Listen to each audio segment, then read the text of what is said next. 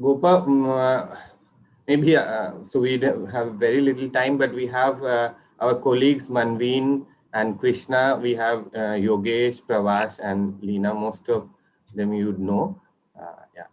We are very glad to have you among us. Hi, Dr. Gopa. Hi, Dr. Leena.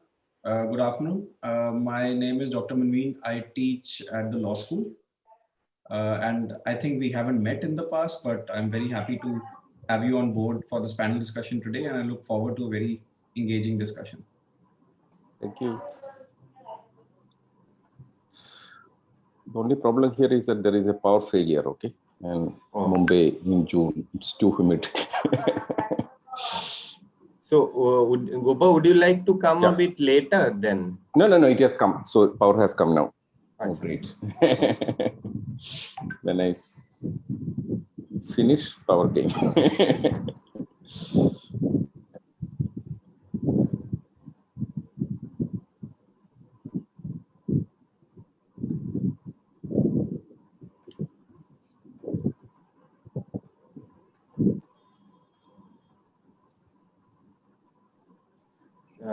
The YouTube link would be activated soon. Ajay? Yes, sir. Live कर दिए sir. अच्छा. Oh, live हो गया है. अच्छा. Yes, sir. Sir, just a minute. Banner को आप रख लीजिए फिर व्यू में ताकि लाइव में वो आ जाए. लाइव चल रहा है इसमें. अच्छा. So, Manveen, shall we then start? Yeah, all right. A very good afternoon to everybody who's joined us today for this panel discussion on a very important yet relevant topic, and that is the legal and policy implications of the TRIPS waiver on access to medicines and vaccines. Needless to say, in the last year or so, the entire world has struggled to come to terms with a global pandemic, which has, it wouldn't be incorrect to say, wreaked havoc around the world, and especially in the developing countries and the least developed countries, as opposed to the so-called developed countries. And it is only just that not only the legal aspects, but also the policy-related aspects of access to the COVID vaccine and other additional medical equipment be discussed in light of the recently put forth proposal by India and South Africa jointly before the WTO. I take this opportunity to welcome our speakers for this panel discussion today, Dr. Leena Mangane, Dr. K.M. Gopakumar, Professor Dr. Yogesh Pai, and Professor Dr. Prabhash Ranjan. To take things forward from here on in, I would also want to welcome our moderator, Ms. Minuka Matthew, and I would pass the baton on to Minuka to take this forward from here. Minuka, all yours. Thank you, Professor Manveen.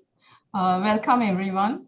Well, India and South Africa led proposal supported by 62 WTO members comes at a time when around 45% of the vaccine doses administered so far have gone only to 16% of the world population.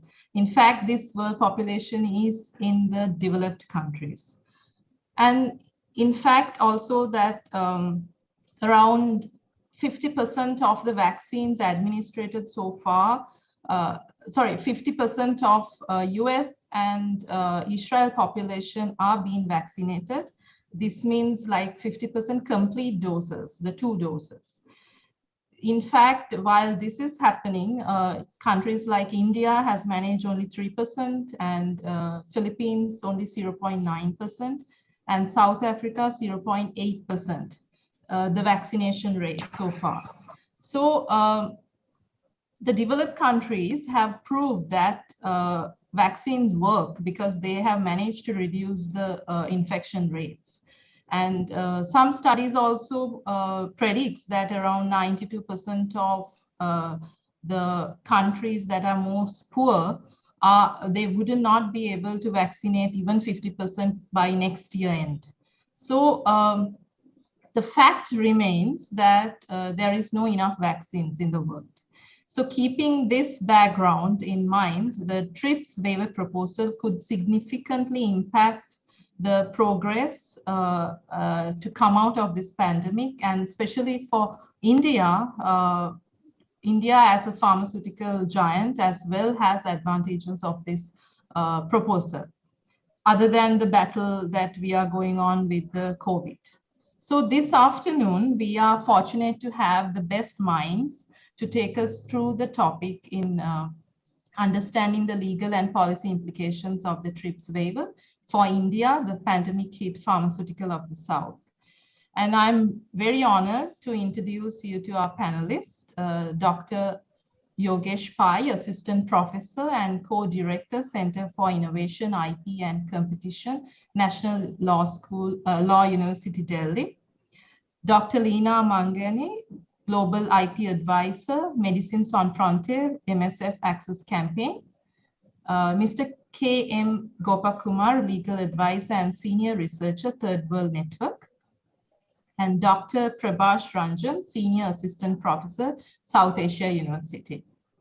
So the flow would be that we'll have inputs from the speakers, and then we will get on to the quick Q&A where participants can post your questions in the chat, in the Q&A chat box. And then we will get on to a much more interactive session after the presentations from the speakers. I encourage especially the students to put forward your questions, and as well as others who have joined us this afternoon. So I would like to begin with inviting Professor Yogesh Pai. Professor Yogesh Pai is an assistant professor and a co-director of Center for Innovation, IP and Competition at National Law School, University, Delhi. He is also in charge of Ministry of Commerce and Industry, DPIIT Chair, IPR at NLU, Delhi. He specializes in IP law and its intersectionality with trade and competition and public policy. Dr. Pai is on the roster of consultants of the World Trade Organization for Regional Trade Policy course for Asia Pacific region and has taught at the VIPO Academy. He was the Thomas Edison Fellow at the George Mason University and a short-term visiting fellow at Asian Law Center, University of Washington. He is on the editorial board of the WTO VIPO Colloquium Research Papers.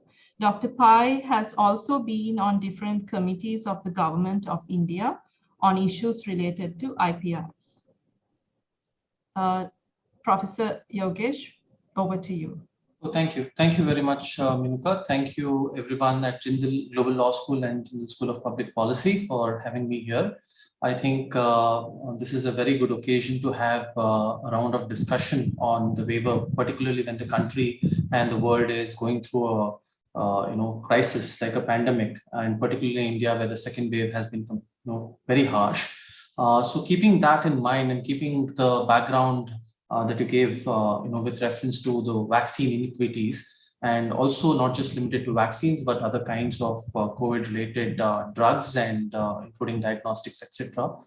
In total health products. One of the things that happened, in October was the waiver proposal by India and South Africa, joined by other countries. And right now, we have around 2/3 of the WTO members who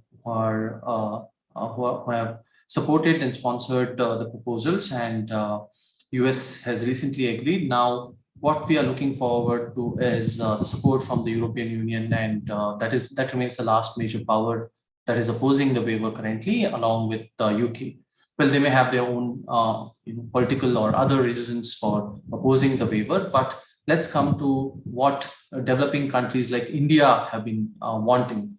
So one of the reasons why the waiver proposal was made is because of the glaring inequities that there were going to be on the issue of COVID-19 vaccines and drugs. And this came 6 to 7 months into the pandemic. So if you look into the timeline, even if you consider February and March as the beginning of the pandemic in 2020, it is almost 6 months after that India proposed. So during this 6 months, unfortunately, none of the countries got together and had an open and transparent approach towards building a global coalition and consensus on how to engage in innovation in relation to COVID-19 products, particularly vaccines and other diagnostics. And that led to kind of national approaches in various countries and race towards a bottom. That's what I would call, wherein each national government, especially the West and some of the governments like India, Russia, and China, or some other countries, they started funding their own pharmaceutical companies and vaccine manufacturers to come out with vaccines. And because of this initiation of the governments, it led to acceleration in innovation by private firms. And then once it led to acceleration, then the question of IP would still remain, because these grants were not particularly made on the condition that they would give away IP.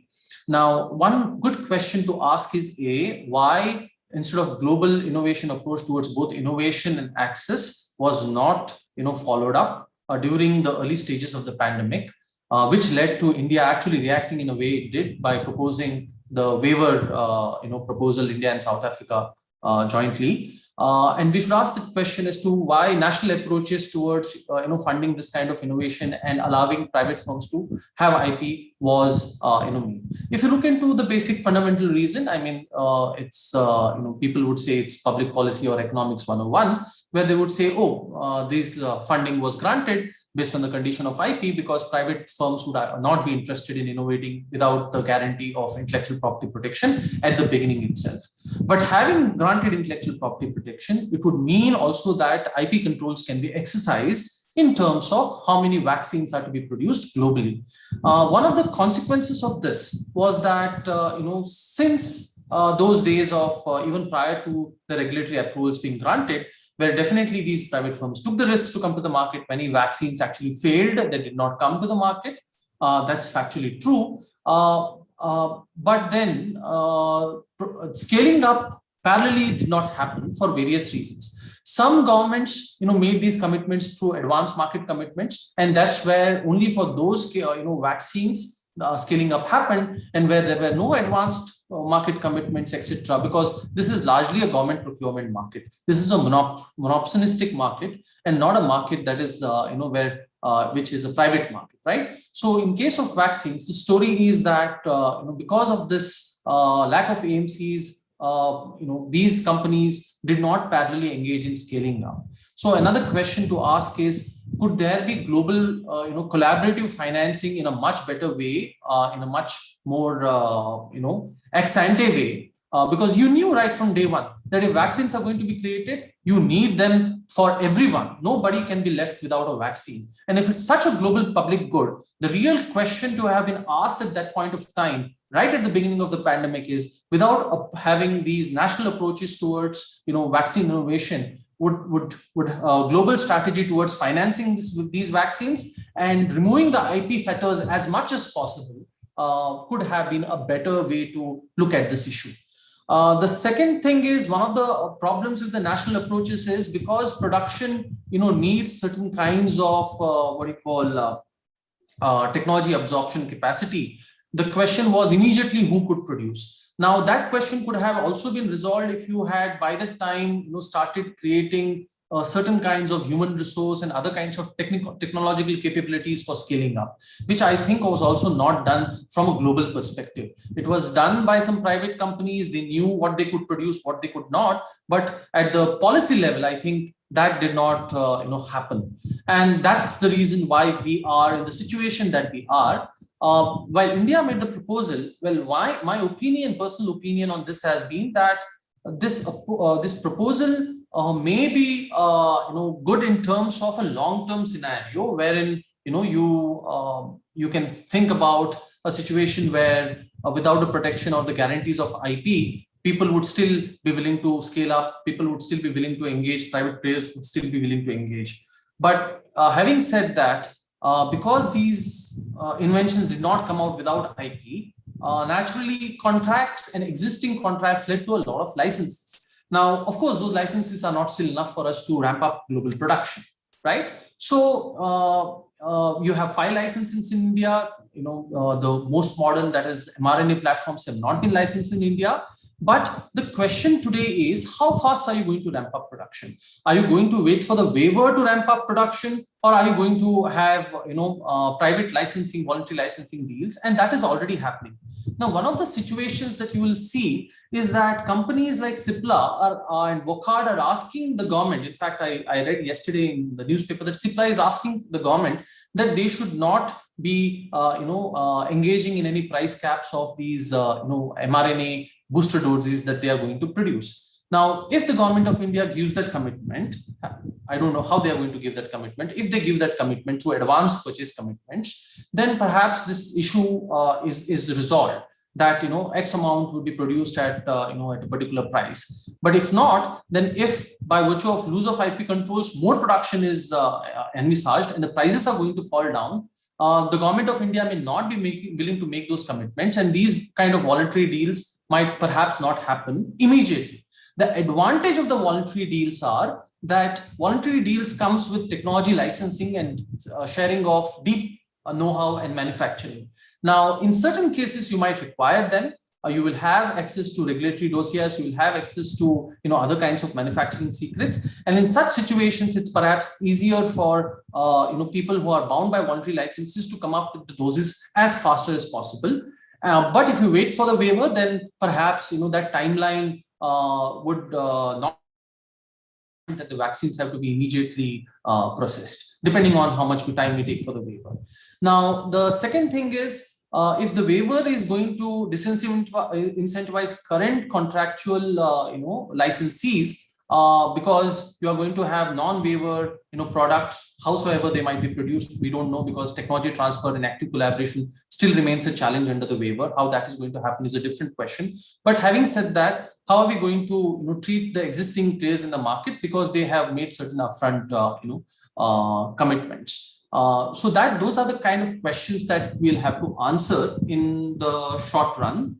And my view has been that perhaps India should lay out its cards in open, asking which of the approaches would be faster. If the waiver is faster and the waiver is helping us to get the technologies transferred from foreign companies into India, which I don't know how it will happen under the waiver, because the waiver will have an opt-in, opt-out clause. All countries will not be willing to get into the waiver. Although they support the waiver, they would allow countries like India and others who want to opt into the waiver to suspend IP protection. But what about those who do not want to be part of it? How does that happen? That still remains a question, because previously the waivers have been granted with this opt-in, opt-out provisions at the WTO. So I would end there, and these are the questions. So the question is not about the real necessity of ramping up production. I think everybody understands that. The question is, how fast are you going to get it? Thank you. Yeah, thank you, Professor Pai. Well, we'll now, I would like to now invite Ms. Leena Mangani to take the floor. Before that, Dr. Leena Mangani is a global IP advisor for Medicine Sans Frontières, MSF's Access Campaign. Her area of work and expertise is right to health, innovation, drug regulation, and intellectual property. A graduate from Department of International Relations and Economic Studies, Jadavpur University, Calcutta. She also has an LLB degree from the University of Delhi. She worked extensively on the People's Campaign for Inclusion of Public Health Safeguard in Patent Amendment Bill 2005, as its provision seriously affected the production of affordable generic drugs and its supply to the developing world. More recently, as part of the MSF Access Campaign team, she has worked on addressing legal challenges, monopolies of the multinational pharmaceutical industries that prevent access to generic drugs and more affordable vaccines. Combining her expertise on rights and IP, she works with communities to address regulatory barriers in India to encourage supply of low-cost generic medicines and other health technologies to MSF medical projects, as well as for developing countries. So I invite Dr. Leena, please take the floor and share your insights. I hope all of you all can see the screen and the presentation. And I just thought to focus the discussion and some of what is coming out, which are actually, it's quite interesting. So on the backdrop of India internationally, doing a lot to promote access to COVID-19 and actually putting through a path-breaking proposal, which of course is not liked by pharma. But what is very interesting in terms of development, and I go into what MSF does, but in terms of development, what is interesting is that Indian academics and experts, and such as Dr. Vinod Paul, don't actually support the waiver and have been systematically undermining it, which across the world has started to, the things about, pharma invested in the R&D. Now, who invested in R&D? The data is out there. Saying voluntary licenses is the way to go. This will undermine voluntary licenses. And we just published a whole paper on voluntary licenses. So one of the most disturbing aspects of this debate is a lack of insight into actually how access to medicines and vaccines really has happened. So as MSF, who's invested in R&D and has worked on intellectual property barriers for the last 20 years so that we can procure medicines, we actually do country by country patent landscapes before we take medicine. So you can imagine when we have to treat someone with a pediatric formulation in Ukraine, we have to check the patent status before the drugs go in, and how painful that process has been. As people who've invested in R&D, to see that collectively, instead of seeing it collectively owned like Remdesivir, where we contributed to the research, to see it privately owned by pharma is an extremely problematic issue for MSF. So Doctors Without Borders has been treating people in areas of conflict or pandemics and epidemics for the last 20 years, and has invested a considerable amount of its resources to understanding regulatory, intellectual property, and technology barriers. So we also actually fund areas of research which, for example, there's a gap. So, liposomal amphotericin B, the oral drug, is something that we would be very interested in. Neglected disease. So we actually fund R&D.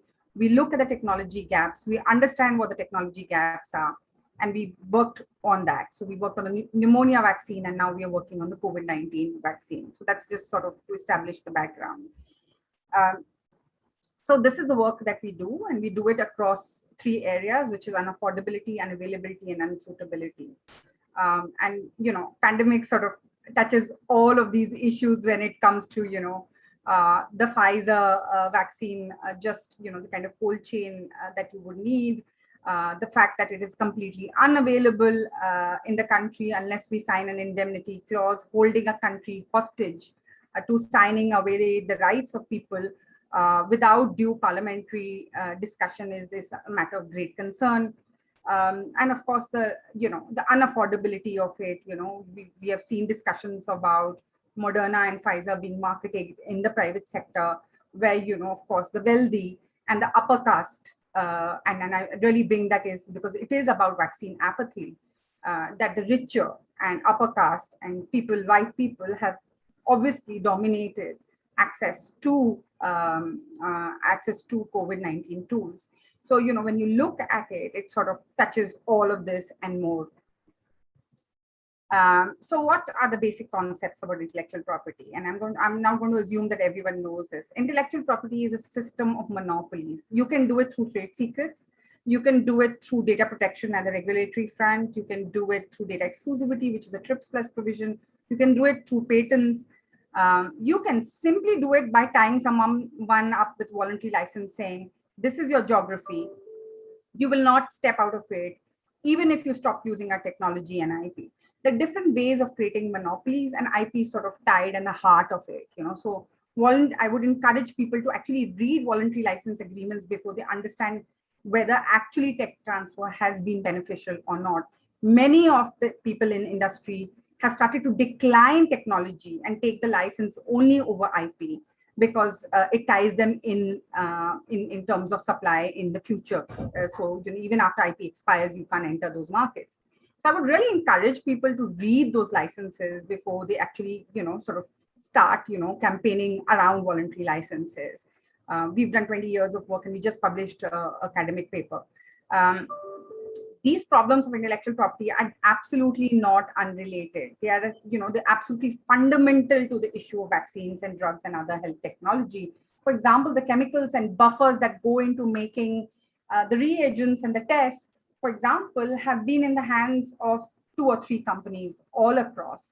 The TRIPS promised that, there would be a sharing of technology if we agree to intellectual property system has just not happened. And therefore you see countries developing their own technology. And you can see the Thais, China, Korea, India, all doing mRNA technology in the pipeline. So that's one point. So really IP and not just patents is at the heart of monopolies. The way it works is if you have a monopoly, you're the single most supplier. So you can just dictate terms, on pricing, just registration. For example, Pfizer and Moderna are even refusing to put the registration dossiers into the regulatory authority unless the government of India agrees to the indemnity clause and price regulation waivers. So, you have complete control over governments, and that's how monopolies function. This is not simply about governments deciding on their own. They actually get directly impacted and are unable to regulate because of these monopolies. And we're seeing them firsthand in COVID, but of course, we've seen them before. The globalization of intellectual property and patent rules happened in 1995, and that's where the proposal is. So 1995 is when we signed the WTO TRIPS agreement, wait till 2005 in India to implement it, and then go back in 2020 to say, can we waive off intellectual property requirements, Article 39.3, patents, copyright, design, all of it for COVID-19 technologies. There's absolutely in the WTO, there is no differentiation between life-saving medicines and other goods. So of course, all of us in middle-income countries, particularly in upper middle-income countries as well, like Brazil, are stuck with a system that doesn't match the poverty in certain parts of our country and ability of governments to provide treatment. So that's what has happened on the globalization of patent rules. So what happened at the beginning of century? The same story, Pfizer and everybody involved in it. So, I would just like to point out 40 million people with HIV. Antiretrovirals cost 10 to 15,000, which would be equivalent to way over, I would say, $100,000 today if you just look at the equivalents. No one had access, and no one was offering technology. Many countries asked, never got the technology. Were told that you will not be able to make them. You don't have the capacity to, make equivalent products. These drugs will be poor quality. Interestingly, they said that you can't do it without technology transfer, and we won't give it to you. So all the same arguments coming back to revisit us. At the backdrop of it is on vaccines, what's happening is that you have GSK, who has a monopoly on hepatitis B. You have Shanta Biotech, at that time a homegrown vaccine maker, says we are willing to make Hep B vaccine for UNICEF and others. Can you give us the technology? GSK says no. It's $23 vaccine, and it was a new platform. And Shanta Biotech goes ahead, makes the platform, makes the vaccine, no patent barriers at that time, 20 years ago. And goes ahead and launches the hepatitis B vaccine. There was no question of technology transfer. They had refused. So we just had to go about doing it ourselves. So, we have been through this, these discussions about tech transfer and quality and, I would say almost like a racist argument about brown people not being able to produce technology and not having the scientists and the know-how to do it. if we didn't have a little bit of cooperation on the regulatory side. So, on MSF, we've been watching it not only from the point of view of just the access, but, a lot of us in MSF are talking about the issue of racism and the issue of racism within the intellectual property system and apartheid. And we are very shocked, even as my colleagues in Europe will say that, we know that mRNA vaccine from start to finish will take 3 to 9 months, but still we hear these issues that, developing countries can't do it. So for us, it's very interesting to watch what, Indian academics and, what Dr. Vinod Paul and others say.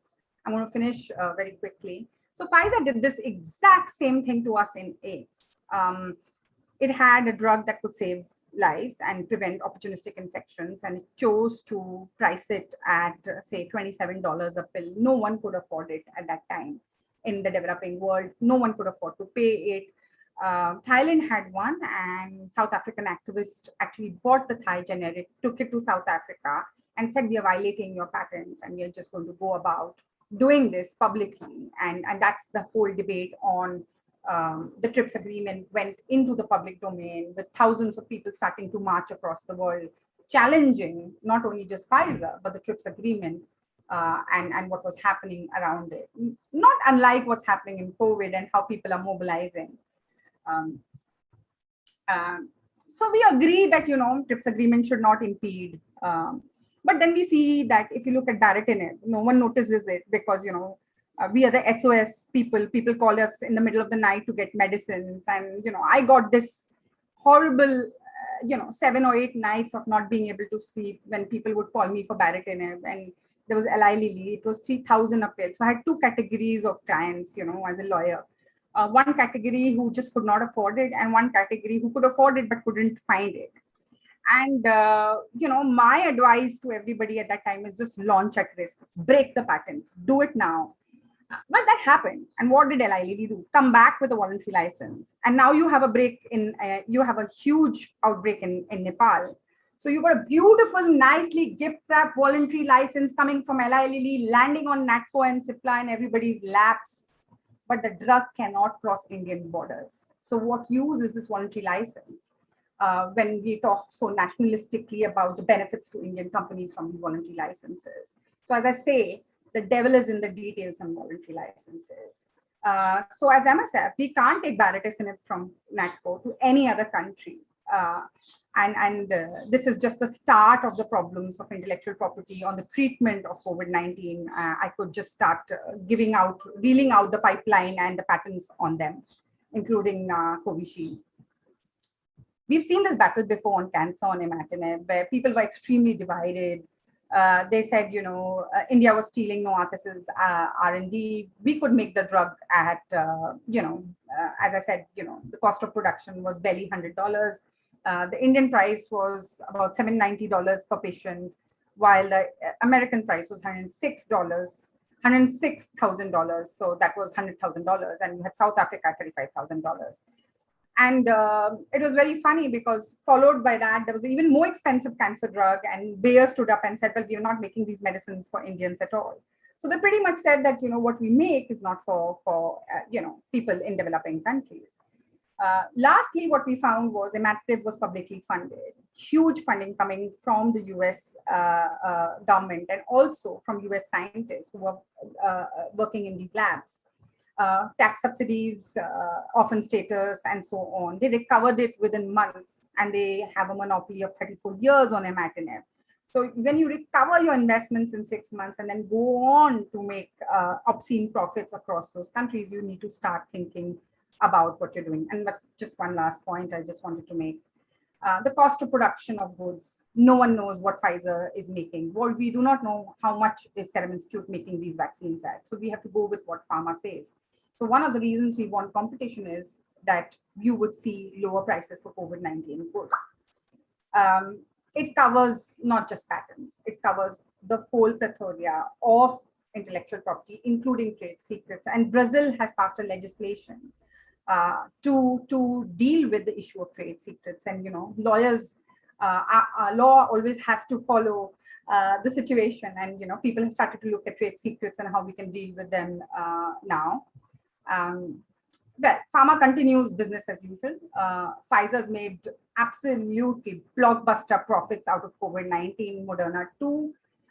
Both the vaccines came from public funds.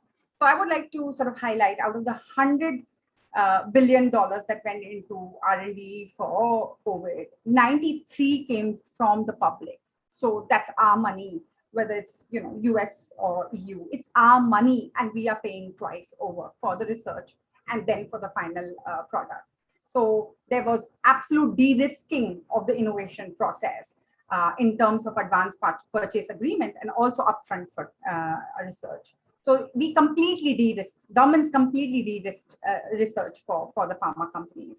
They have rejected all proposals for voluntary licensing, such as CTAP. And I don't see India being this kind of god that, somehow that others have not been able to achieve at the international level. India will be able to coordinate on voluntary licenses in a manner that can not only just benefit the pharma companies, their own generic industry, but the rest of the developing world, And we have to be very careful how we sell these voluntary licenses. Large amount public funding, but yet monopolies, on them. And that's my hypothesis, that the hegemony of intellectual property takes away our own money and actually resells the goods to us at a higher cost. And this is what's happening in COVID-19. Lastly, I would say is this, that, people have to decide, and academics particularly, and the pharma industry, of course, has drawn the line because they realize how important this proposal is, because it covers treatments as well. People have to decide which side of history do they want to be in. Do they want to continue undermining this proposal at the national level? And actually, a lot of people have started to write to us saying what's happening in India, particularly with respect to what Dr. Vinod Paul said. A lot of people also have been working on, busting this myth that developing countries cannot develop the technology to make these vaccines. India has a vaccine, China has a vaccine, Russia has a vaccine. Everyone, not only just India, should have the right to produce these products. It's a time, to cut the duopoly, cut through the chase, and allow Bangladesh, Egypt, and everybody to do their bit, Malaysia, Indonesia, everyone to start doing it. There's a very clear limitation on voluntary measures, particularly for upper middle income countries. We need a very fast solution. We can't do it country by country. We cannot do it product by product, and we cannot do it with bilateral pressure. Lastly, I would sort of highlight that much of the technology of what people are saying we cannot produce, which is mRNA. There's a fantastic blueprint from Public Citizen about how to do it in 6 months after talking to the scientific community in India and other places. I would really encourage you to take a look at it also from the point of view of decolonizing our minds about what Indian scientists and what developing country scientists and manufacturers can do. It's high time we decolonized our minds. Thank you so much. Thank you, Dr. Leena, for some very challenging perspectives. Now I would like to invite Mr. K.M. Gopakumar. Mr. K.M. Gopakumar is a senior researcher and a legal advisor at Third World Network and based in New Delhi, India. Third World Network is an independent non-profit organization that carries out policy research and advocacy on issues around trade and development with a focus on third world countries. His work in Third World Network focuses on the global IP regime and its implications on development. Sir, you may take the floor. Thank you, Vinaka.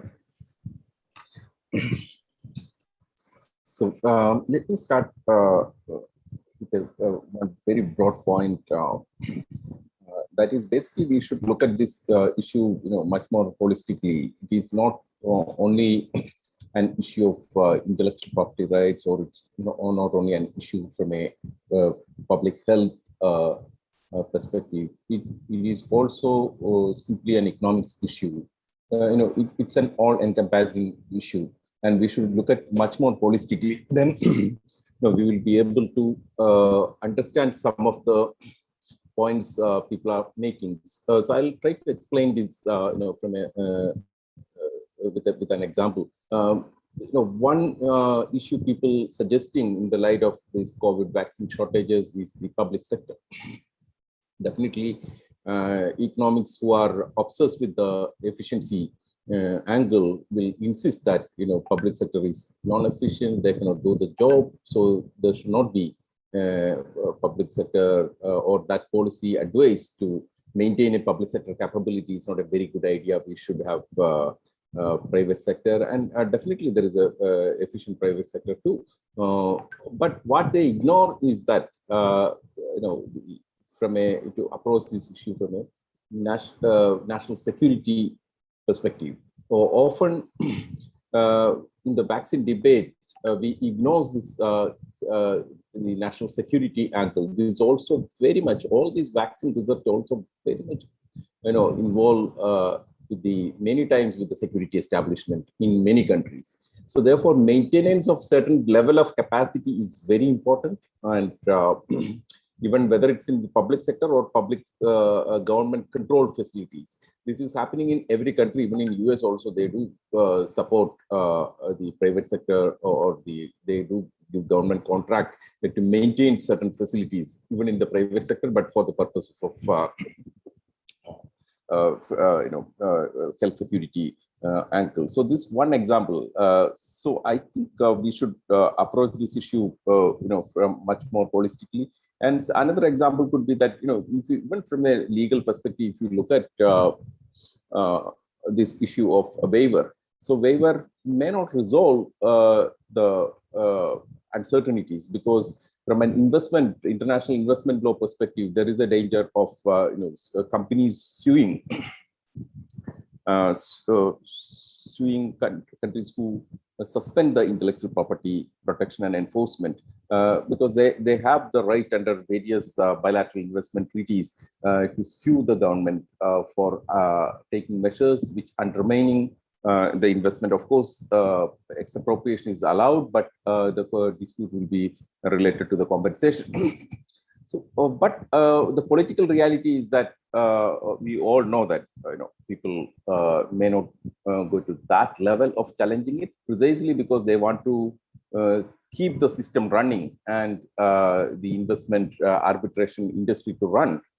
If they attack, if they order something on to compensate suspension of IP, then there would be a lot of backlash. So my view or my guess at this moment is that it's merely a speculation, is that they may not take that path.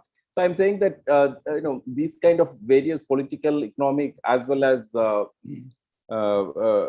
security perspective. So the vaccine issue is highly an interdisciplinary. It requires an interdisciplinary approach and much more holistic analysis. So having said this, now let me move to this waiver proposal. Yogesh has already told us about the rationale behind the waiver proposal.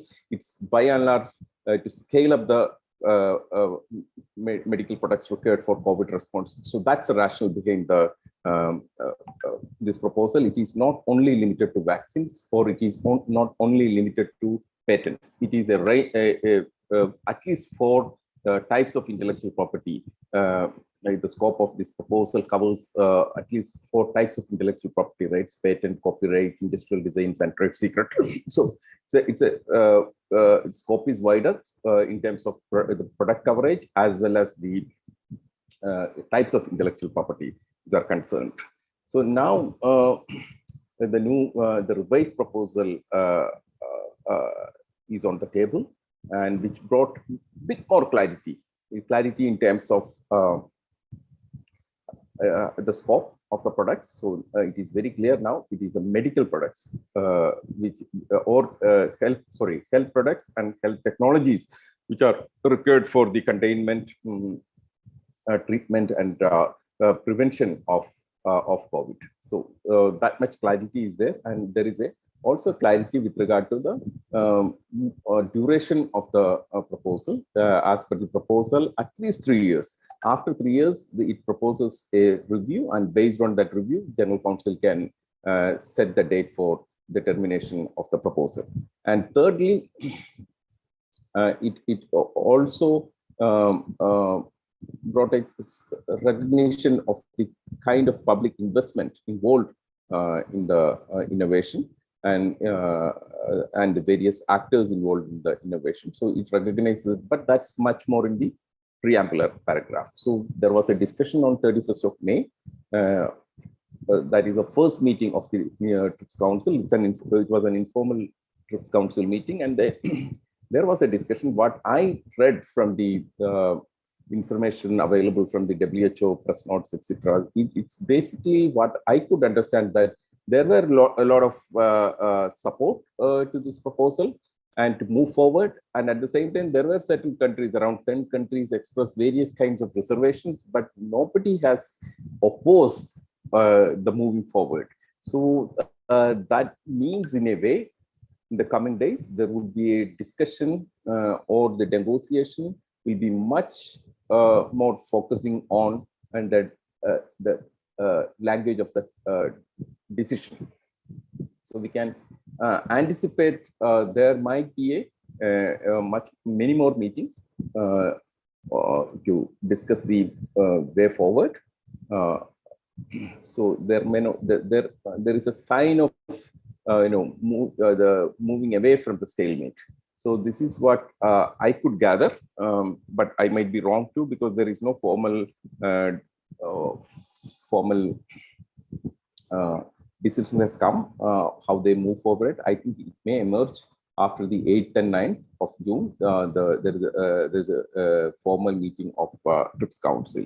So having said this, now the big two questions come up. Okay, even if you have the waiver proposal, whether can you use the waiver proposal? So before that, let me just address this small other issue about the IP and innovation. So we were all told that one of the most important justification for intellectual property right is the recouping of R&D investment. If the R&D investment the recouping mechanism can be provided, or there is an alternative mechanism to compensate R&D expenditure, then you can sort of do away with the intellectual property rights, because the most important justification, especially in the case of patents, is to recoup the past, present, and future R&D expenditure.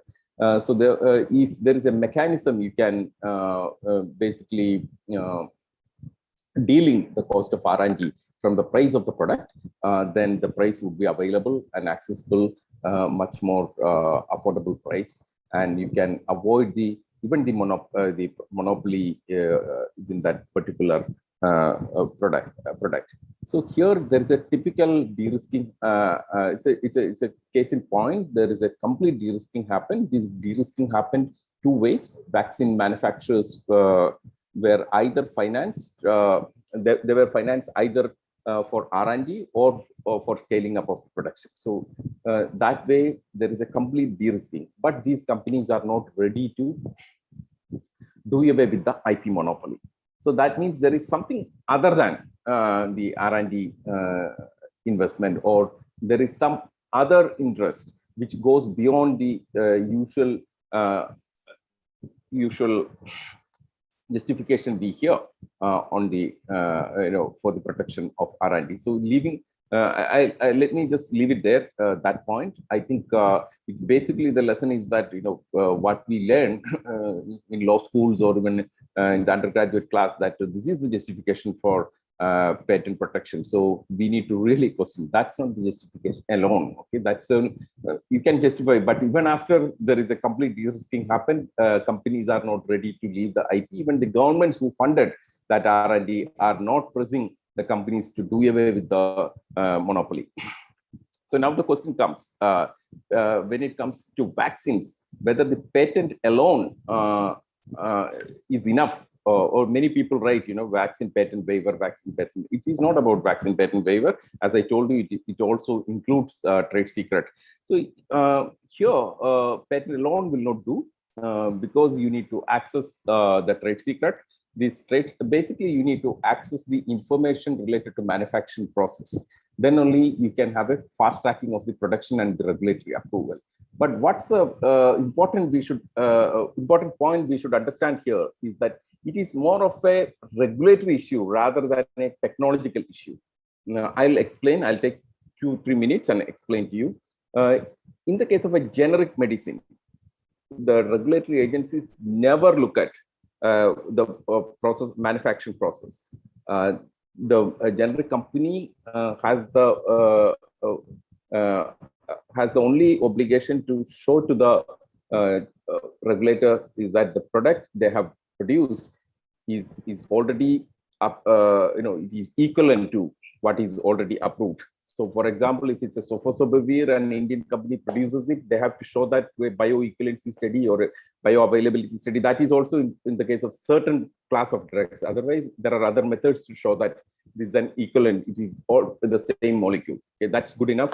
They get the marketing approval. But in other words, the generic company has no obligation to prove the safety and efficacy. Again, because the safety and efficacy is already approved by the originator. So regulatory agencies go by that.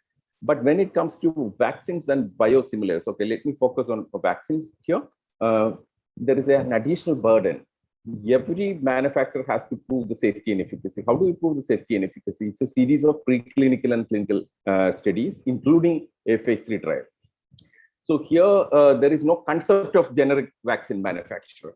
Okay, because every manufacturer is treated as a different, as an originator. Why? Because the regulatory logic is that if the company is producing the same targeted vaccine or the same vaccine, still they have to prove the safety and efficacy because they are not following the originator's manufacturing processes.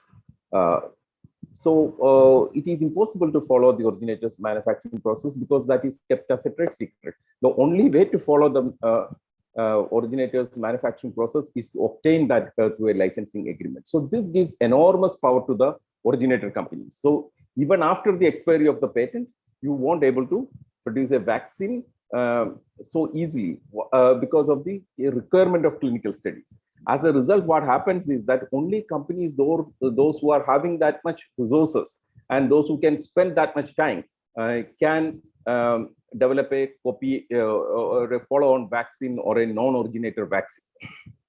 So this is more of a, this is not the lack of technological capabilities, but this is the mainly the regulatory requirement insists that you have to do the clinical trials because you are not following the originators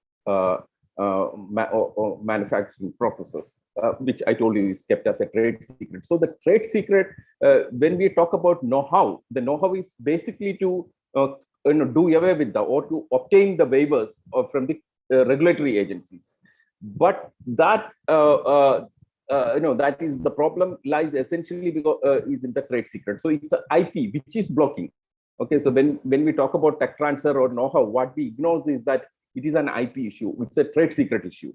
So how can we do away with this problem, or how can we remove this asymmetry in the relation between the originator and the non-originator? We can do two things. One is to reform the regulatory framework, or secondly, we have to have a certain mechanism wherein which you can have a mechanism wherein which you can disclose the trade secret.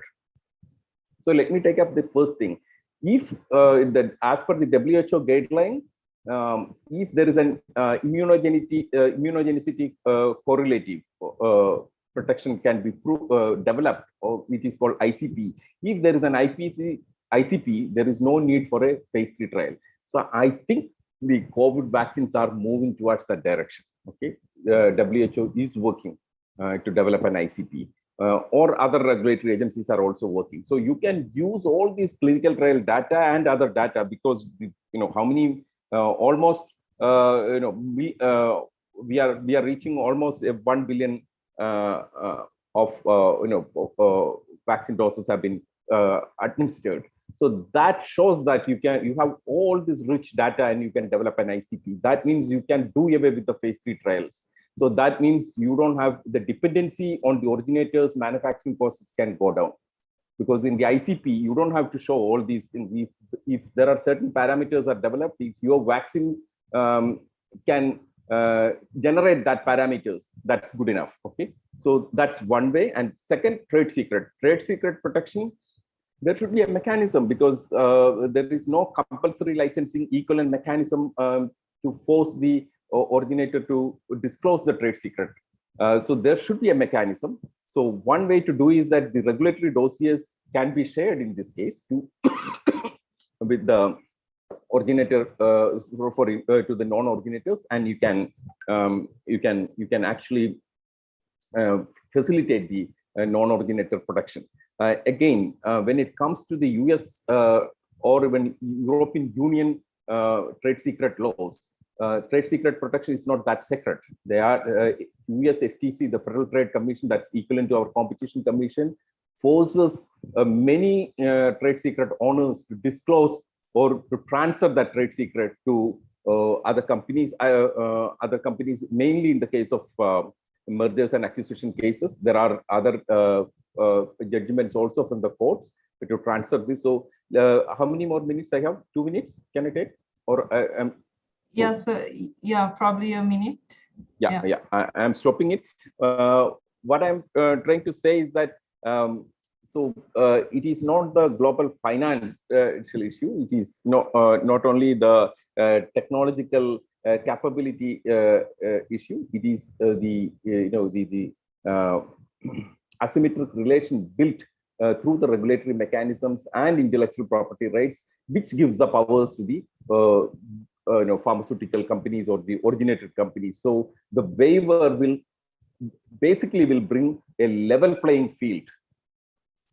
So there would be a technological issues would be there. If there is a company which do not have any knowledge or any prior experience, then of course you need a hand holding. You need engineers to come and train. But if a company which have prior experience in this area, definitely you don't need that much hand holding. Even you get a recipe, you can do that.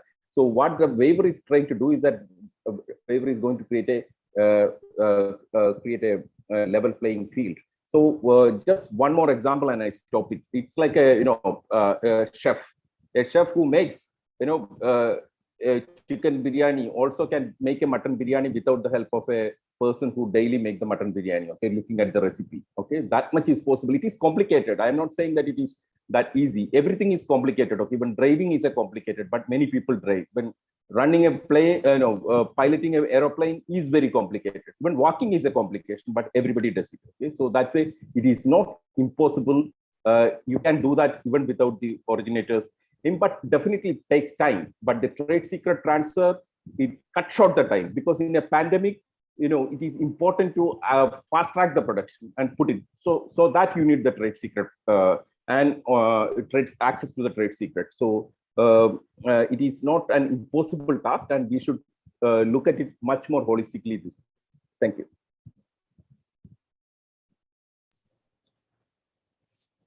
Yeah, thank you, Mr. Gopa, for that detailed explanation on the possibilities and limitations of the TRIPS. Now I would like to invite Professor Prabhash Ranjan. Professor Prabhash Ranjan is a senior assistant professor at Faculty of Legal Studies, South Asia University.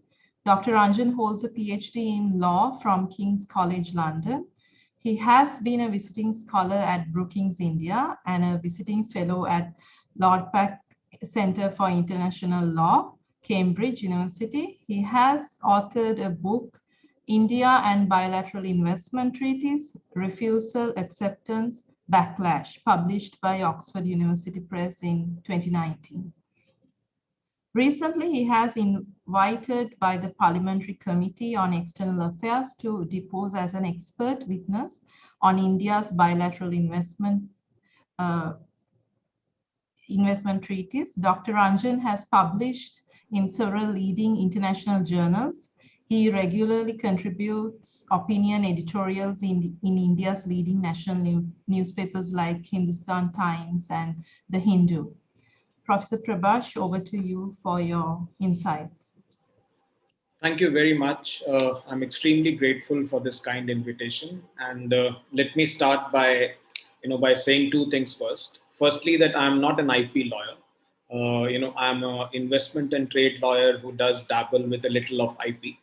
So therefore, it has been a great learning exercise for me to listen to 3 outstanding IP lawyers on this topic. And secondly, before I start talking about some of the issues, I want to make it very, very clear that I do support the TRIPS waiver. And I think that even if it is not a magic bullet, it is definitely one of the important steps that the global community needs to adopt in order to fight this pandemic. Now, in my presentation, in the 8 or 10 minutes that I have, I would like to focus on the issue that that Gopa touched about, and would like to elaborate on that. And this issue pertains to the relationship between the TRIPS waiver and bilateral investment treaties, or more generally, international investment law.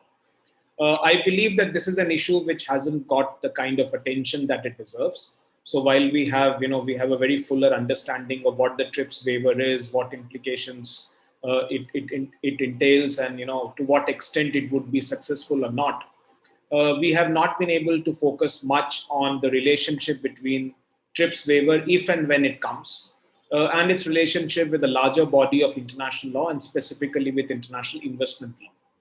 Now, some of the points that I'm going to make are slightly technical, and I'll try to simplify them to the extent possible.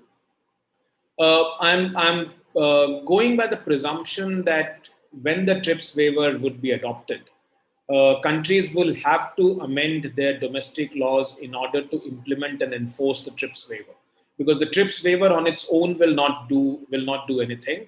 Especially in countries like India, which follow the dualist model.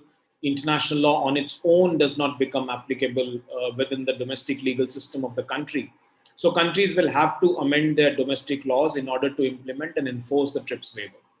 Now, as of now, we don't know what form, what shape the TRIPS waiver would take. We don't know what conditions it would be subjected to.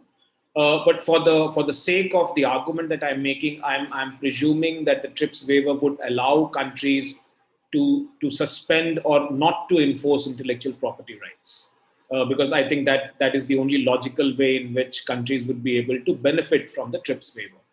Now, let us assume that we are in a situation where we have the TRIPS waiver, and a country like India or any other developing country or even developed country, in order to implement it, has amended the law, or at least has decided not to enforce IP rights as far as COVID-19 medical products are concerned.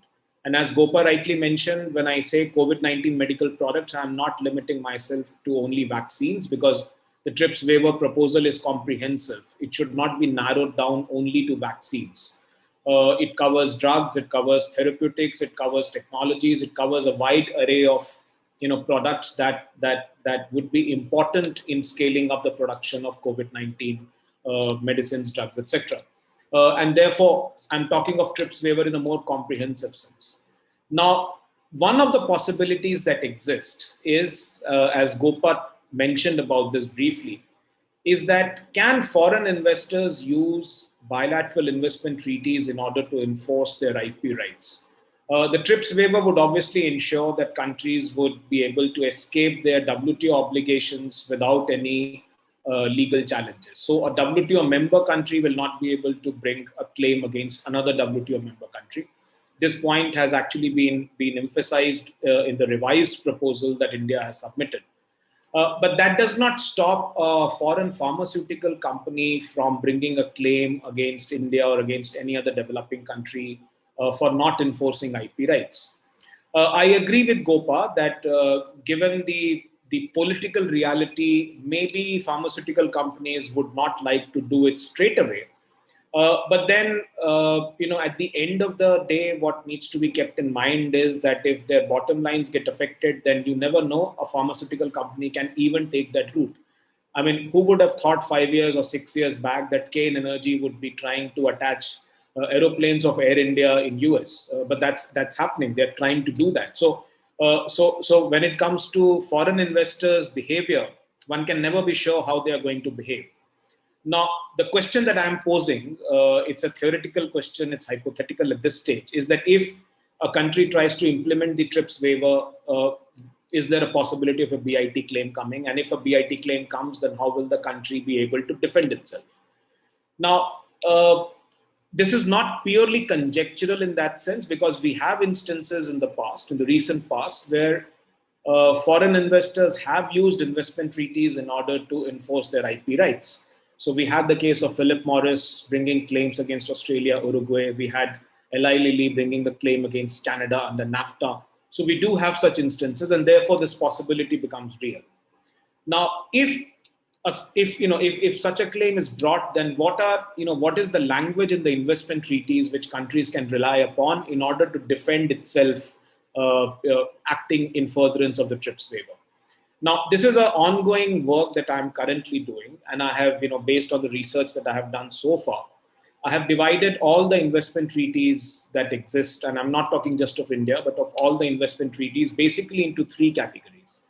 The first category of investment treaties are those investment treaties which create, which put issuance of not compulsory licenses, but any other revocation, limitation, or creation of intellectual property rights, which is consistent with the TRIPS agreement, is put outside the scope of the entire BIT.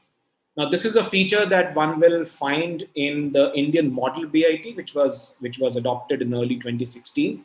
And since then, India has signed BITs with about 5 or 6 countries. And in almost all of these BITs, you will find this feature, which puts measures consistent with the TRIPS agreement outside the scope of the BIT. Likewise, you will find this feature in some of the Brazilian BITs. So, for example, Article 3.6C of the India-Brazil BIT very clearly states that all measures which are consistent with the TRIPS agreement will be outside the scope of the BIT. Now, one important question here is that the IP measures have to be consistent with the TRIPS agreement. Now, obviously, if a country is acting in furtherance of the TRIPS waiver, then those measures would be consistent with the TRIPS agreement. But there's another question, and the another issue is that who will decide the consistency with the TRIPS agreement? And this is where the ISDS tribunal will play a role, because the investor can always challenge saying that these IP measures are not consistent with the TRIPS agreement. And therefore, the ISDS tribunal would then have to decide whether they are consistent or not consistent with the TRIPS agreement. The ISDS tribunal may not have expertise in WTO law. So this is how would they decide this would be something interesting. So this is, this category of BITs, in my view, offers the best possible defense to a state in order to defend its IP measures in order to enforce the TRIPS waiver.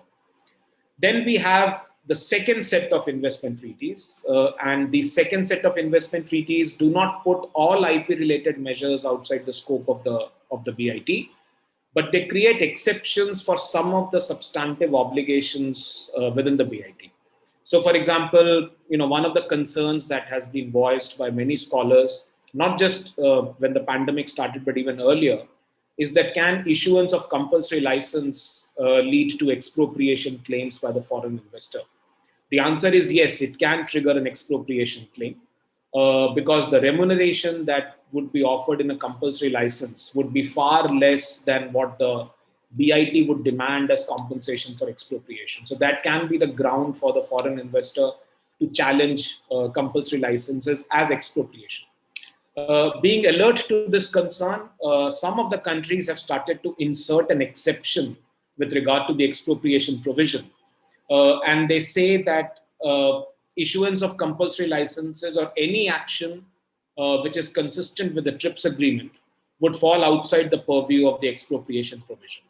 So this uses the same language as what we find in the Indian model bit, which puts measures outside the scope of the BIT. But in this case, this exception is restricted to only the expropriation provision. Likewise, some of the Canadian investment treaties have a very interesting feature. In addition to the exception to expropriation, they also provide that if a measure has been adopted in accordance with the TRIPS agreement or any amendment to the TRIPS agreement or in accordance with the TRIPS waiver. So the Canadian BITs actually talk about the TRIPS waiver in the text itself. And they say that if any measure has been adopted which is consistent with, say, the TRIPS waiver, then those measures would be outside the purview of provisions such as most favored nation, national treatment, etc. So this gives some defense to countries to argue that these measures cannot constitute a violation of MFN or national treatment. But there is one very important provision in investment treaties which has triggered most claims, and this provision is fair and equitable treatment. And the foreign investor can still argue that the IP measure, even if it is consistent with the TRIPS waiver, is in breach of its fair and equitable treatment obligation of the state. And how the ISDS tribunal would address this question is anybody's guess. The third set of investment treaties are those investment treaties which do not make any reference to either the TRIPS agreement or to any other IP agreement. Now, it is in these treaties where the risk is the highest. And these are the treaties which were signed in 1990s and 2000, during the heydays of neoliberalism, when it was believed that investment treaties are primarily instruments for investment protection. And these treaties did not contain adequate balance between investment protection and the right to regulate. It is in these treaties where there is no mention of TRIPS agreement, of WTO, or anything of that sort.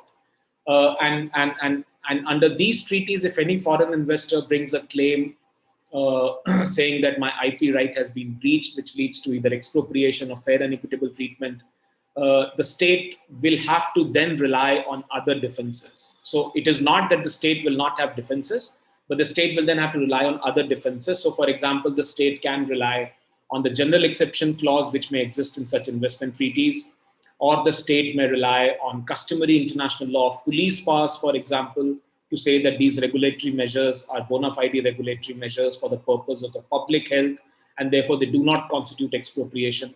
Some ISDS tribunals have upheld this customary international law principle. So the states will have to rely on these other arguments because there won't be any textual support for defending an IP measure which is consistent with the TRIPS agreement. So my purpose of making this presentation and doing this research is not to do any scaremongering that countries would be flooded with BIT claims once they enact measures in accordance with the TRIPS waiver.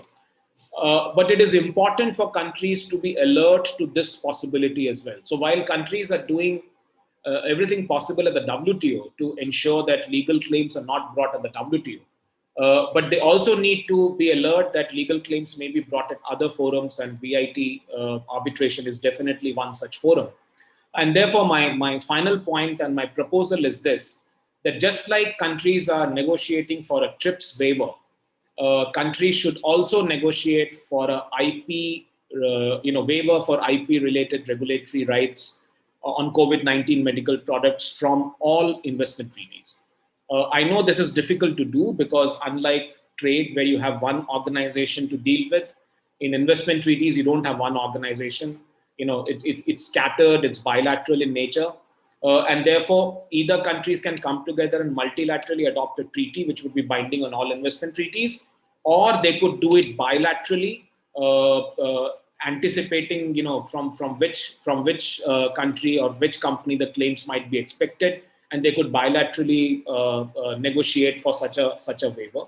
This, along with the TRIPS waiver at the WTO, would perhaps put the regulatory measures of countries at a more stronger, firm legal footing under international law. I'll stop here and I'll be happy to take questions and discuss it further. Thank you. Thank you, Professor Anjan. Well, we do have a couple of questions from the participants. Yeah, so I think I will start with Professor Yogesh.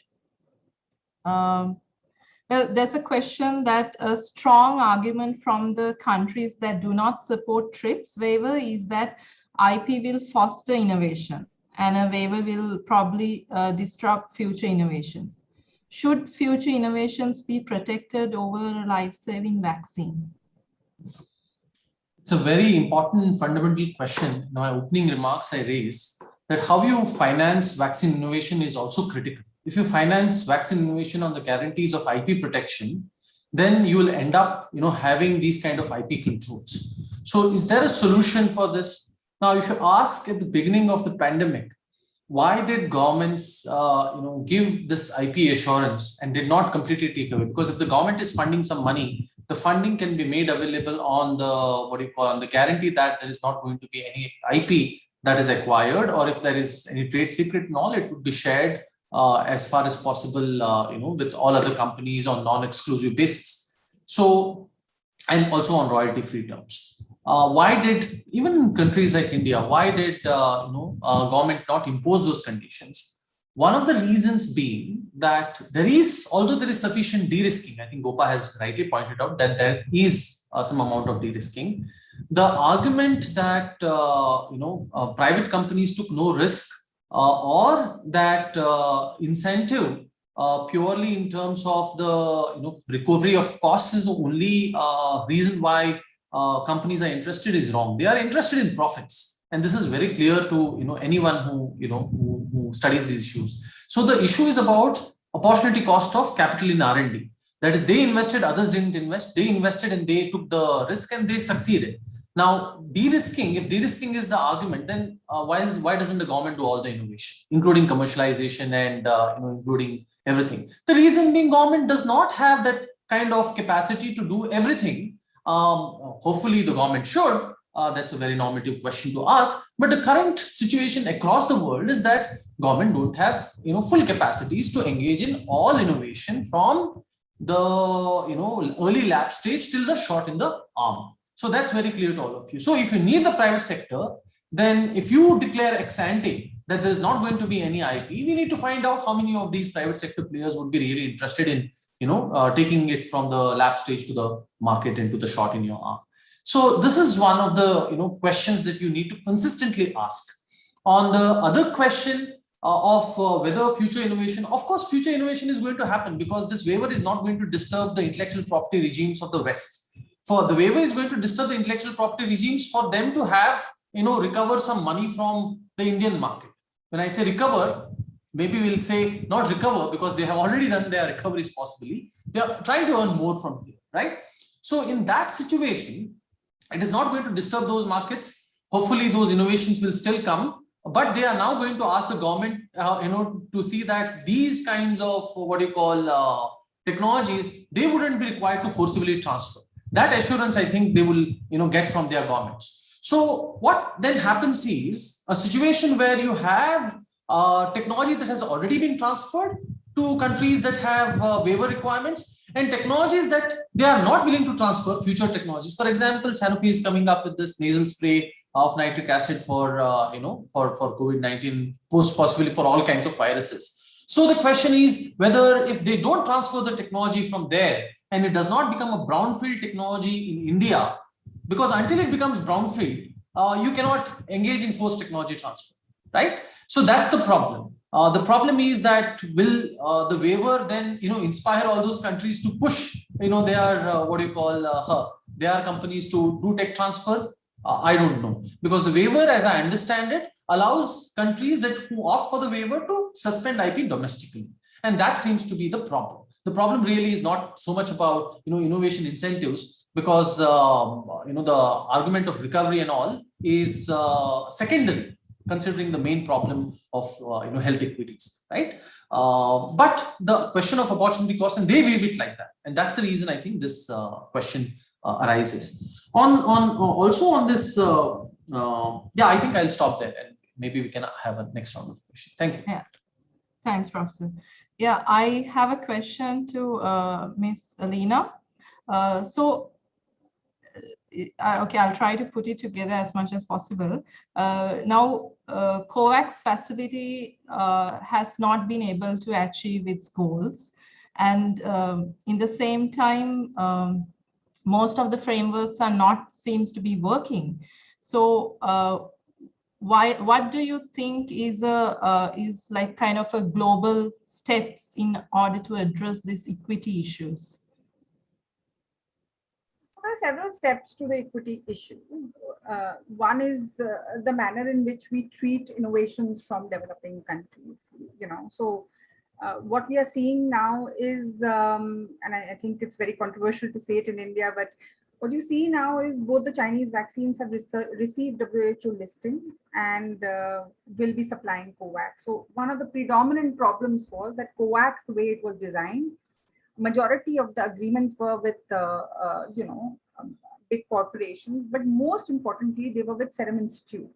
Now, Serum Institute at that particular point of time, received an exclusive license from AstraZeneca, who had taken the technology and IP from Oxford. And as I said, licensing and voluntary licensing can be a double-edged sword. And that exclusive licensing led to just one manufacturer in India, when our experience in MSF showed that a number of other manufacturers could have made Covishield as well. So instead of having one Serum Institute make the 60 million doses, you could have, say, 5 companies make over 100, 150 million doses. So what led to the problem was that the reliance on Serum Institute, because of the exclusive licensing and the advice given by certain global health advisors, led to this huge problem where when India hit the pandemic wave and it needed to take all the vaccines for itself, it led to a situation whether Serum Institute supplies the developing world or India. And of course, India took those legal steps within the government of India to restrict the supply outside of India. So it became very evident to the world that we couldn't rely on single manufacturing. AstraZeneca was struggling, Serum Institute was struggling. At the same time, we knew that Sputnik, the Russian manufacturer, had very quickly transferred technology and shared IP and had, intent, as one manufacturer, a Sputnik manufacturer said in India, it was between 0 to 5 to 6 months that we are going to be able to produce vaccines for the Indian market at a very low price. So the models chosen, which are very IP centric, control centric, that we will choose our partner and only allow one company exclusive licensing model, led to the problem where COVAX had no doses from India. So we are backlogged in terms of supply to the COVAX by 190 million doses. So in a way, one of the reasons why a lot of groups are supporting the TRIPS waiver, and as Prabha said, it's not a magic bullet. We will still have to develop the technology ourselves for a number of products like mRNA. But it does create a pressure point on the issue of why we are not able to get the vaccines, and why when tomorrow the antiviral molecules will come, why should the medicines be only limited to a few countries? And when you look at the human rights framework and not just the IP framework, and it's very important to look at the human rights framework, which is basically that every human being across the world has the right to scientific progress. And that's where you started to discuss how does that apply in a pandemic.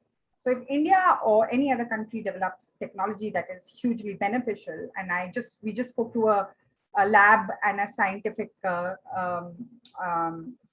body in India, where they basically said that we were open to licensing our diagnostics, which was on CRISPR technology, to anybody who wanted it. So you can go a different path if you so want to.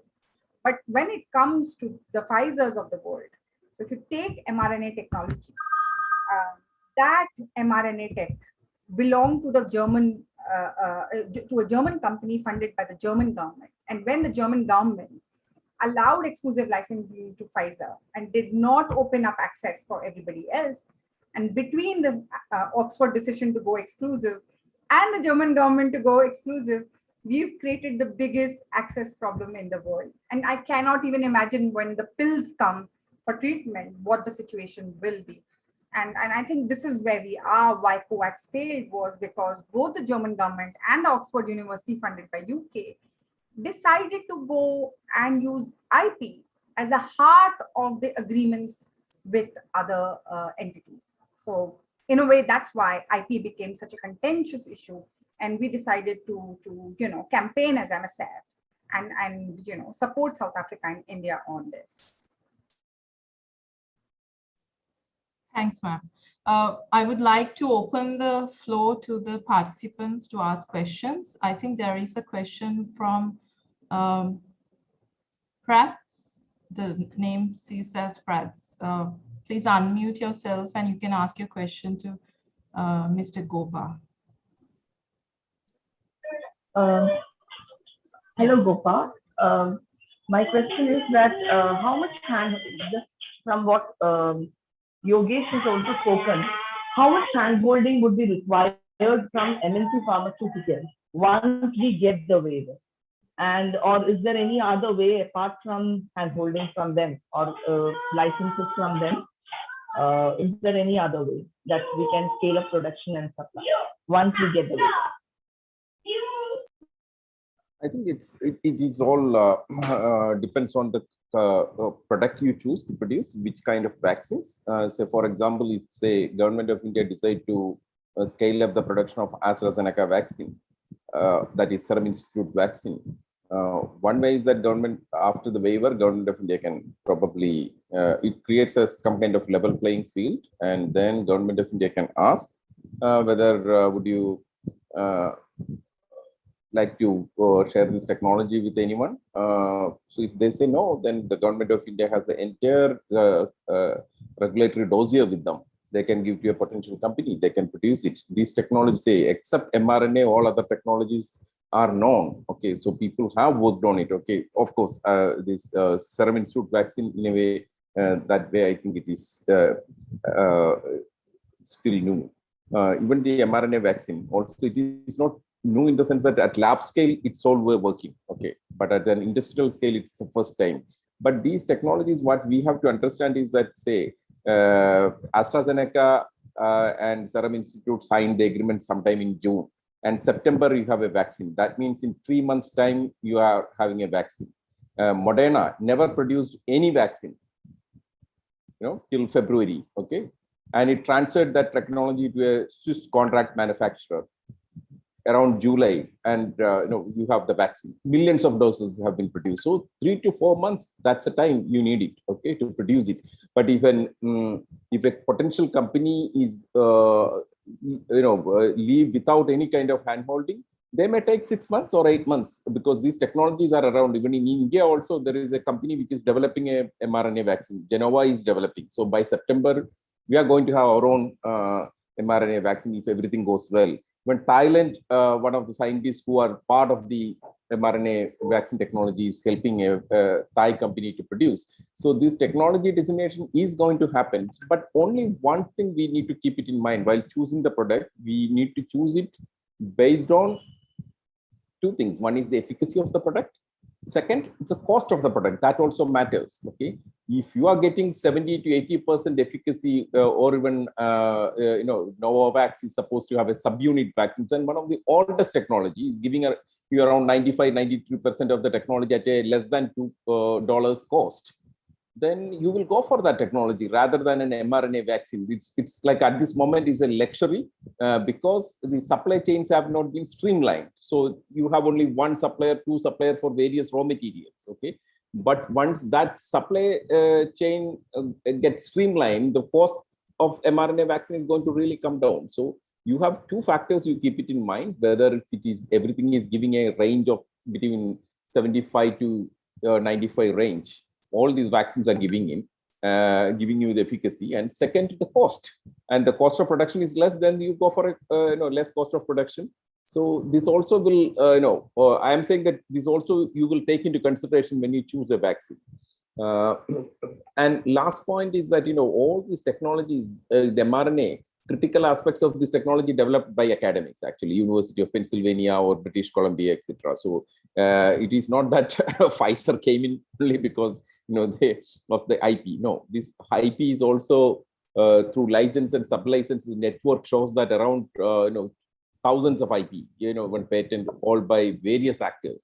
That is also an important reason you need to have a waiver, because when you go to a compulsory licensing, it is, you have a liability to pay royalty, okay, to various actors. So there could be a possibility that many claimants may come in also. So you need to have an absolute predictability when you do this. So that's why the waiver is a best option people are choosing. But handholding depends totally upon the technological capability of the company which chooses these products. If a company which is worked already on a platform like a Bharat Biotech kind of what you call inactivated vaccine, they don't need much handholding. Even a documentation would be good enough to them. And lastly, if you have an ICP on COVID vaccine, your handholding ability goes down drastically, because you don't need anybody's help. If you have some kind of experience in that particular platform technology, you can develop it. Okay, so it depends on the company and their capabilities. Yeah. But I'm saying that you can do that even without the hand holding. Yeah. Thanks, sir. If I may just add to what Gopa said, I think it's very important that we just don't get stuck with our old, vaccine technology, and mRNA must and should be, sort of produced in India, and that too at a rapid scale. I think Gopa also is saying that. But the problem with our old vaccine technology that is about scaling up.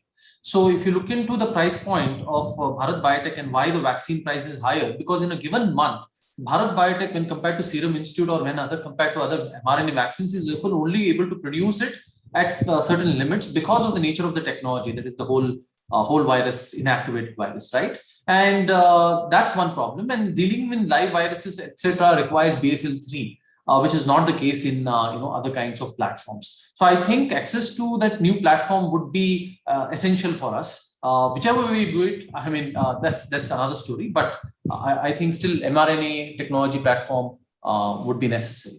Yogesh, the point is that the diversification of manufacturers. If you are depending on single manufacturer to have 2,200 crores, it is better to you spread it around 50 manufacturers and make it reach that 200 crores of doses. Okay, so you need diversification. But I just wanted a clarification. Isn't mRNA cheaper, in terms of scaling up when compared to our existing, whole inactivated virus? Of course, in terms of technologically, mRNA is easy to scale up and also easy to address the new variants. Okay?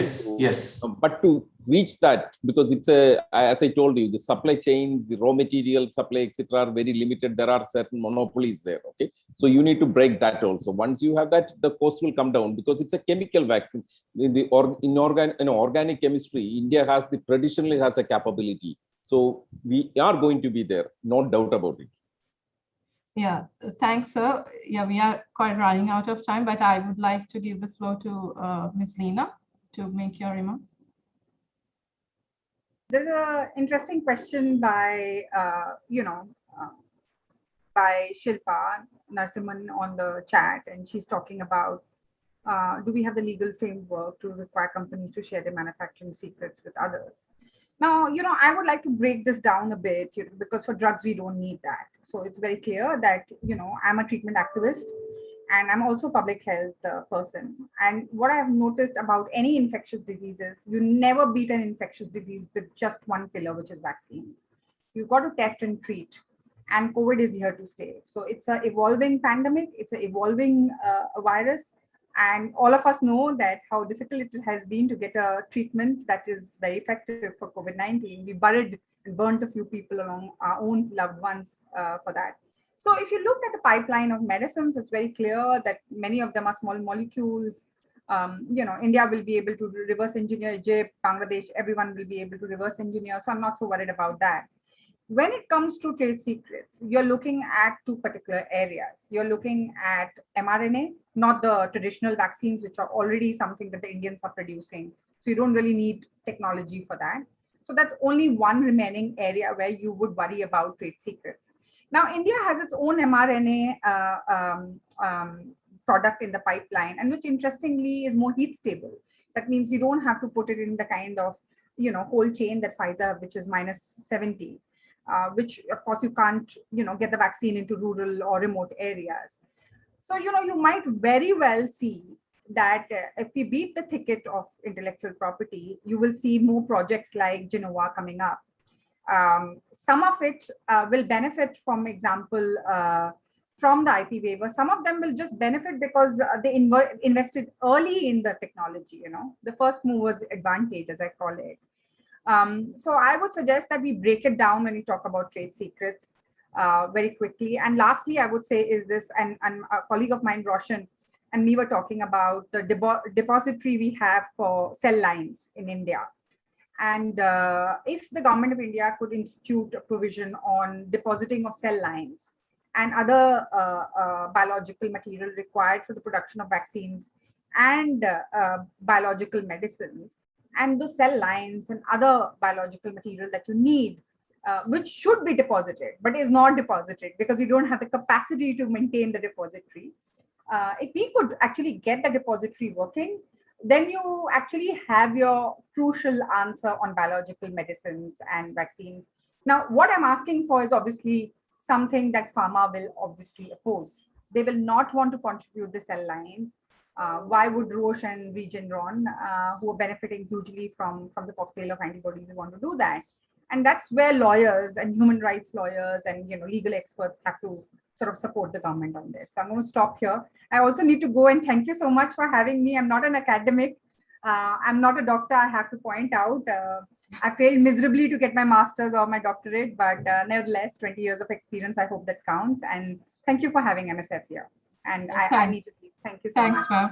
Yeah, Mr. Gopa, if you can make your remarks in a minute, please. Yeah, less than a minute. What I'm saying is that when it comes to mRNA vaccine, it's a chemical vaccine, as I told you, right? So many of the regulatory requirements which you normally apply for the biologic vaccine may go in the coming days, and mRNA vaccine might be a non-originator vaccine, might be treated like a kind of a generic medicine. May not be exactly, but your regulatory burden to introduce the mRNA non-originator version would be very, very minimal. So it will be much more easy to introduce, but in the coming days. Yeah, that's where we will move, because much of your regulatory requirements for the current vaccines are because they are treated as biologics, because any deviation in the manufacturing process may affect efficacy, etc. All these concerns are there. That may not be there in the case of an mRNA vaccine, but it will maybe in the 3 years down the line or 5 years down the line. Yeah, there is a question to Professor Prabhash from the chat box. Okay, let me read it out, and if you can quickly respond to it. How can we assume the cost of R&D of vaccines, drugs based on mere cost incurred from development of single drug vaccines, whereas pharmaceutical companies invest in multiple candidate drug vaccines and only few of these projects meet efficacy and safety requirements and get to the market? What is your comment on this, sir? Yeah, I mean, frankly speaking, I will not have much idea about this, but, of course, somebody who has worked in the pharma sector would be able to answer, or maybe Gopa or Yogesh might be able to answer. But this has indeed been the theoretical argument that, if a pharma company hypothetically tries 5 drugs, it may succeed in only 1 and not in the other 4. So when it tries to recoup the expenditure incurred in developing that one drug, which is successful, it also in a way tries to recoup the losses which it has made for the other 4 drugs. But in practice, how it actually plays out, maybe Yogesh or Gopa would be able to answer better. Thank you. I think that question is due for pharma companies, not for us, because they never reveal their costs, first of all. I have never seen any pharma company revealing its cost, and there is opaqueness in cost. But the argument is not the argument.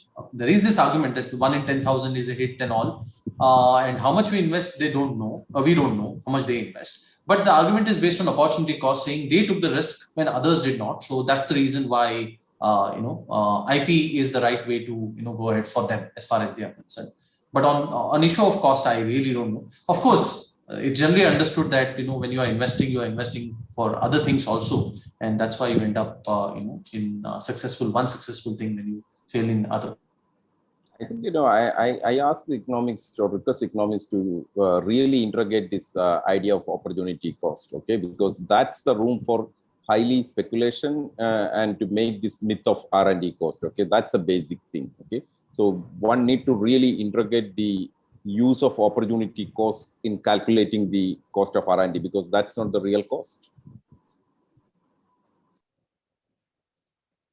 Yes, unfortunately, we do have questions, but not time. And this is like a very happening topic. I mean, even those who are not experts would want to know what's going on. And hopefully we will continue these discussions in future opportunities. I would like to invite Indranil sir to give the closing remarks. Thanks, Menuka. We are running short of time, and I would like to use that opportunity not to try to expose my limitation over the range of subjects that have been talked about. But what I could gather is that there are clear pathways that so all of you have presented here what we need to do in order to have more vaccines and ensure that more vaccines reach people. One of the critical questions that Yogesh has asked, for instance, why, even if there were public investments that led to the innovations in vaccine, why did the governments not, why did they stick to the IP regime? That was a very critical question we need to keep asking. And then Lina, she has so many issues she has raised, but the limitation of voluntary licensing, we need to think about more comprehensive framework. And the way also Gopa has suggested that we need to look at some of this critical trade licensing issues here. So there is a lot that we need to do to break this barrier of IP currently. And in that context, what I gather from all the eminent panelists is that the TRIPS waiver, being it comprehensive, catering to all the four important elements of intellectual property right, is a very crucial pathway. And I see one of the things I want to add here is that the implications of such a waiver will not limit to COVID. Developing countries might come back in future with such it has a historic opportunity in many ways. Developing countries have come together to demand something which had been there. The hegemony of intellectual property right has been challenged somewhere. And I think that has severe implication for access for people, not only for COVID-related products, but also for future generation of drugs and innovations. Thanks a lot. Yeah, I would like to invite Professor Krishna from Jindal Global Law School for the vote of thanks. Thank you very much, Menuka.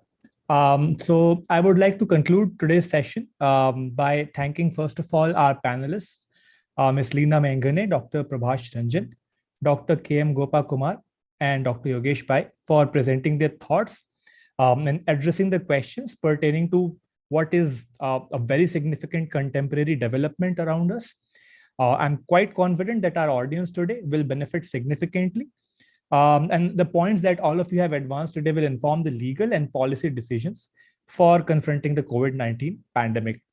I would also like to thank Dr. Indranil Mukhopadhyay, Dr. Manveen Singh, and the entire organizing team from the Jindal School of Government and Public Policy, as well as Jindal Global Law School, who made this event possible.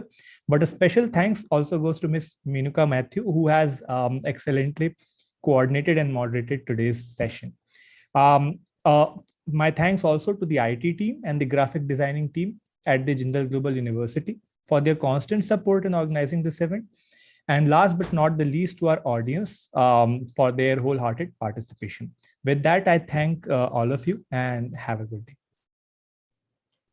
Thank you, sir. Thanks, everyone. And I wish you all well and stay safe.